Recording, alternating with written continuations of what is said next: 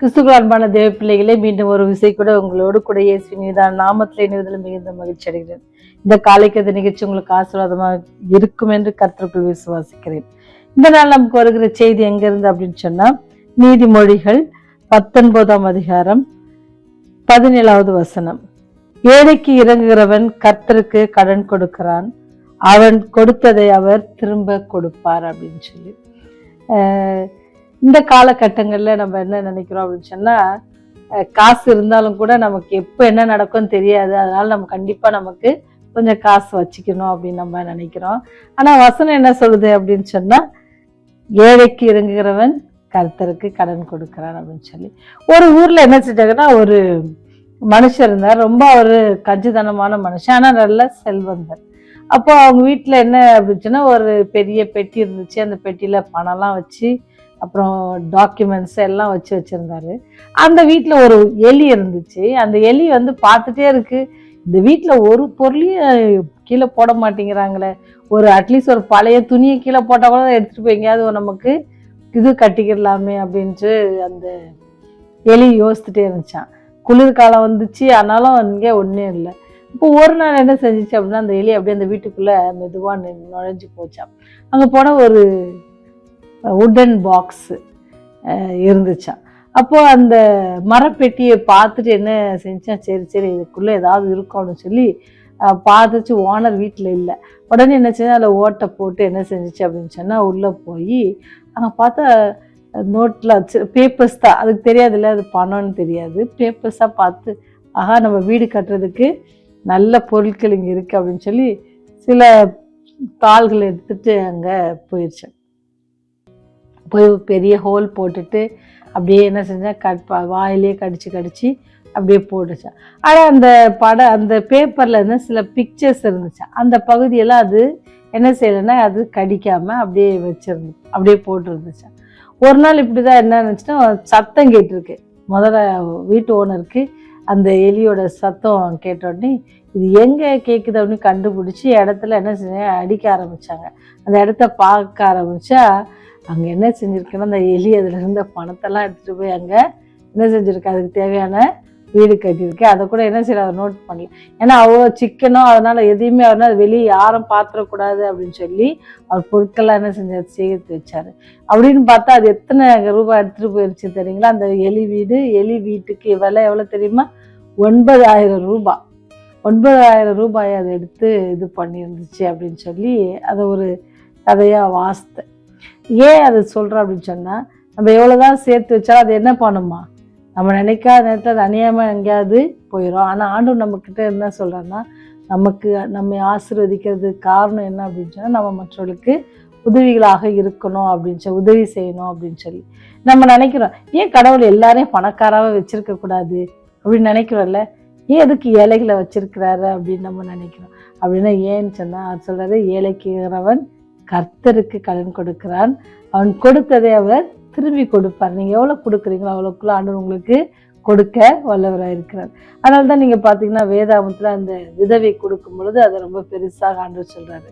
அதே சமயத்தில் நம்ம ஏழைக்கு இறங்குறவன் அப்படின்னு சொல்லும்பொழுது யாரு கேட்டாங்க அப்படி வேதாகமத்தில் நீங்கள் பார்த்தீங்க அப்படின்னு சொன்னால், பசியாக இருந்து கேட்குறவங்களுக்கு என்ன செய்கிறார், அவர் ஆகாரம் கொடுத்த யாரு, செல்வந்தர்கள். வேதாகமத்தில் அநேகர் என்ன செஞ்சாங்க, போஷித்தாங்க. நீங்கள் ஆபிரகாம் பார்த்தீங்கன்னா, அவரை தேடி வந்தவங்களுக்கு அவர் போஷித்தாங்க. ஆண்டவர் அவங்கள ஆசீர்வதிச்சாங்க.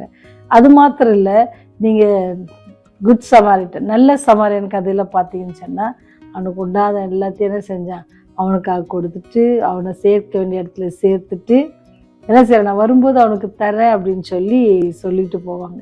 இதெல்லாம் என்னென்னா ஒரு இரக்க குணம் நம்மக்கிட்ட இருந்ததுன்னா, இறங்கி நம்ம தரணும்.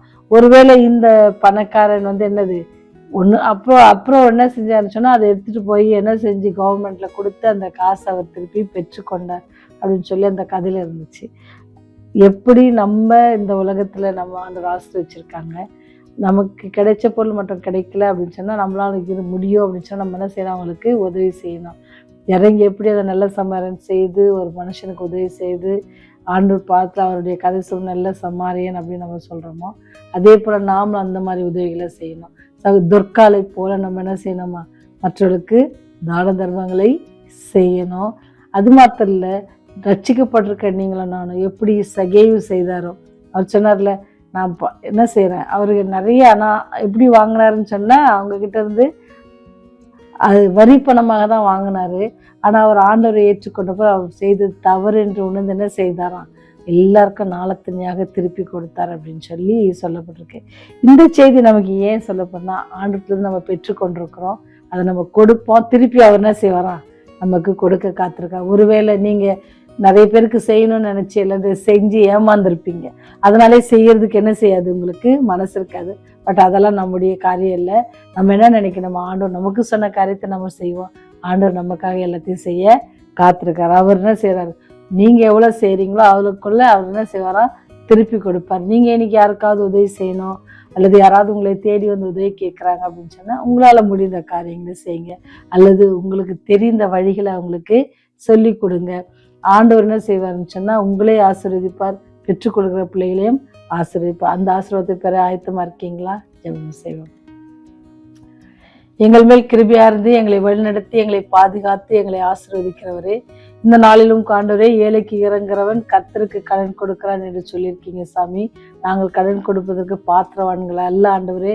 ஆனாலும் நீர் எங்களுக்கு கொடுத்திருக்கிற எல்லா காரியத்தையும் நாங்கள் உணர்ந்தவர்களாக மற்றவர்களோடு பகிர்ந்து கொள்ளத்தக்கதாகவும், ஆண்டவரே, அநேகருக்கு உதவி செய்கிற கரங்களாக இருக்க கிருபை செய்யுங்க. ஒருவேளை ஆண்டவரே, பணம் மாத்திரம் ஆண்டவரே, எங்களுடைய நேரமாக இருக்கலாம், அல்லது எங்களுடைய உதவிகளாக இருக்கலாம், சரீர உதவிகளாக இருக்கலாம். கர்த்தாவே, எல்லாவற்றையும் நாங்கள் உணர்ந்து யாருக்கு என்ன தேவைகளோ அதை செய்வதற்கு எங்களை நீர் ஆயத்தப்படுத்துங்க சாமி. எங்களை நோக்கி வருகிற எல்லா காரியங்களிலும் நாங்கள் பொறுப்பேற்று காரியங்களை செய்ய கிருபை செய்யுங்க.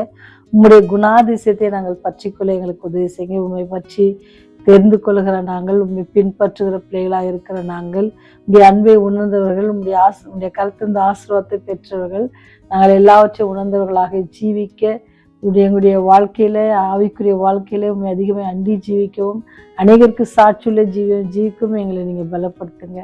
அதுக்கு தடையா இருக்கிற எங்களுடைய பாவங்கள், குற்றங்கள், குறைகள், மீறுதல்கள், அநியாயங்கள் எல்லாவற்றையும் தயவாய் ஒரு விசை கூட மன்னித்து சுவாமி, உடைய ராஜ்யம் வரும்பொழுது எங்களை நினைத்தள்ள வேண்டுமாய் இயேசுவின் வழியை ஜெபிக்கிறோம் ஜீவனுள்ள நல்ல தகப்பனே, ஆமென்.